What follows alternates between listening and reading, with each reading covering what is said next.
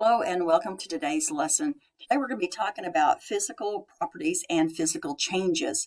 Now in our last video or in class, we talked about physical properties, and so I want to go back and just review again what a physical property is before we begin physical changes. So when we start talking about physical properties, remember that it is a characteristic that can be observed or measured without changing the identity of the substance. So again, it is something that we can observe about the substance without changing its identity. So here's a couple of them. One is melting point and boiling point. So if you think about if you have ice, which is on the molecular level H2O, when it is frozen, then when I take it and I melt it, it is still H2O. I did not make anything on the molecular level change. Okay, it just changed states is what we call that, or a phase change. Other examples are, if you look at metals, we know they're shiny. So just by observing that they are shiny does not change their identity. Whether they're strong, whether they can bend without breaking, those are all physical properties. It does not change the identity. Now, the next thing that we're going to be talking about is physical changes. So that is when I take and change the substance, but again, I do not change the identity. So a change in a substance that does not involve a change in the identity. So here's some examples that we're going to be talking about. If I take something and I just grind it down, okay, maybe I've got a pencil sharpener again, and we've got the lead and we've got the wood shavings, and I can grind it, but it's still not going to change the identity. I think maybe think of your nails. You know, if you're grinding your nails, of course, with a emery board on that, you're not changing the identity of your nails. The makeup of it is still the same. If I cut a piece of paper, it's still going to be the same. Again, melting we talked about, and boiling. So think about it. Do I still have exactly the same substance as I had before I started? So let's get more in detail about what a physical change is. So again, here is a definition. Physical changes are those changes where a chemical bond is not broken. So again, on the molecular level, we're not changing it. We're not breaking any bonds.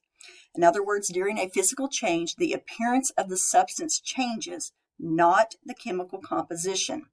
Thus, the substance remains the same, but the appearance changes. So here is some times when physical changes occur. One would be during a phase change again, as we talked about, when it goes from a solid to a liquid to a gas. On the molecular level, it is still H2O. The bonds are still exactly the same. Again, cutting, mixing, grinding of a substance, those would all be considered physical changes. During a separation of two substances from a mixture. So an example of what we're talking about there is if I mix together maybe iron filings and sand, okay? And we can take a magnet and we can separate the iron filings from the sand. That again would just be a physical change. So again, physical changes occur when a change of state, phase of a substance takes place, such as melting, boiling, freezing, condensing, deposition, and sublimation. And we'll talk more about those in the next video.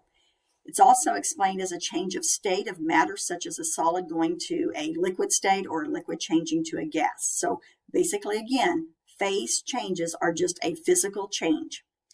We've said again, cutting, grinding, mixing, blending, tearing, all of those would be physical changes. We also have what we call methods of separation, which we'll actually talk more in detail of. Here's some more examples. If you prepare a smoothie or a shake and you put it in a blender, again, it is still maybe spinach, it's still banana, it's still, all those still have the same properties, because you're still going to taste what the spinach tastes like. You're going to taste what the banana tastes like, so forth. So preparation of a smoothie. Cutting wood, chopping fruit, vegetables, any of those kind of things. You're not changing the chemical makeup of it. Boiling water, we've already talked about. Melting of ice, we've kind of already hit on. So again, to sum it up, properties of a physical change. No chemical bonds are broken.